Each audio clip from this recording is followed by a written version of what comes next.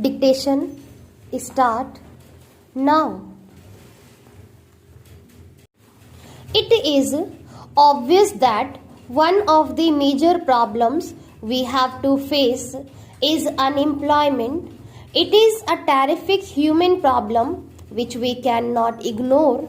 Merely giving some kind of occupation to a large number of persons does not ultimately increase employment or lessen unemployment. We delude ourselves if we think so, an honorable member of this house remarked. Outside the house, I believe that a good method of giving employment to a large number of people would be by abolishing the railways. In that event, there will probably be some kind of hand carts. If many people will be pushing them, some no doubt will be sitting in them. That would be a completely wrong approach to this problem. Employment comes through newer and more effective means of wealth production. The whole experience of the past 200 years shows that it comes with the growth of technological methods. It is true that technological growth often leads to human misery, but precautions can be taken. Do not imagine that minus technological progress we are doing to deal with the problem of unemployment. We cannot. Every country which boasts of full employment today is a country which is technologically advanced. Every country which is not technologically advanced has unemployment or underemployment. Therefore, if India is too advanced, India must advance in science and technology, and India must use the latest techniques, always keeping in view, no doubt, that in doing so, the intervening period which always occur must not cause unhappiness or misery.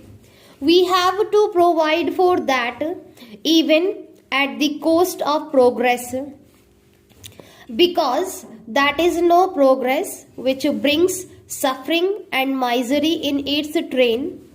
Now we have been planning more or less methodically for the last 7 years or so.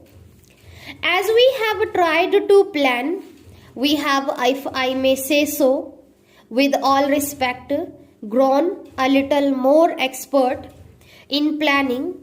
We are getting more educated in this process. We have had the advantage of discussing these matters with many experts in India and elsewhere, realizing that the problems all have to be solved by us, by the experts, but the experts throw light on different aspects of the problems and make us think, and they point out our mistakes.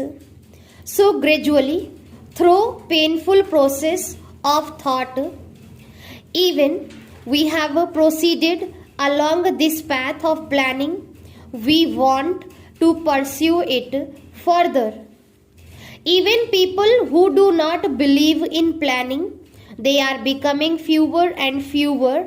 People who believe in whatever is called free enterprise are gradually realizing the limitations of free enterprise.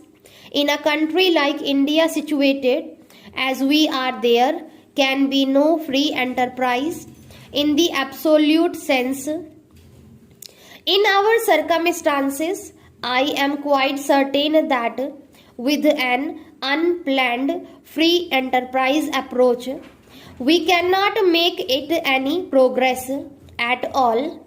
If there is any progress, it will be lopsided. We can put up factories here and there, but it will result only in riches here and greater poverty there. That is not what India aims at. Further, the total wealth production of the country will not be great as through plan effort, that is a patient fact requiring no proof. The essence of planning is to find the best way to utilize all resources of manpower, of money, and so on. And the essence of free enterprise is to leave these things more or less to chance. Well, if chance is a more satisfactory way of dealing with the problems of life than carefully thought out methods, then of course there need be no planning at all.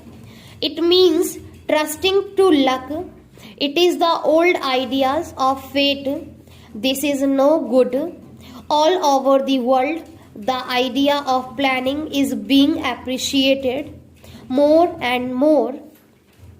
For an underdeveloped country, particularly, planning is essential. It may not be so necessary in developed countries. They can perhaps do without it, but there is no other way out. Planning for an underdeveloped country like ours. Again, India is part of a region, South Asia, or a good part of Asia, which is more or less undeveloped. As a matter of fact, even the progress and development of India necessitates the development of the countries around India. I do not mean to say that we cannot develop unless those countries also develop, or that we should interfere with them. My point is that it is in our interest that other countries also develop. To think that the development of other countries comes in our ways is true only in a colonial pattern of society where we want to buy cheap raw materials from a country under our influence and impose our goods in a protected market. That does not apply to free countries.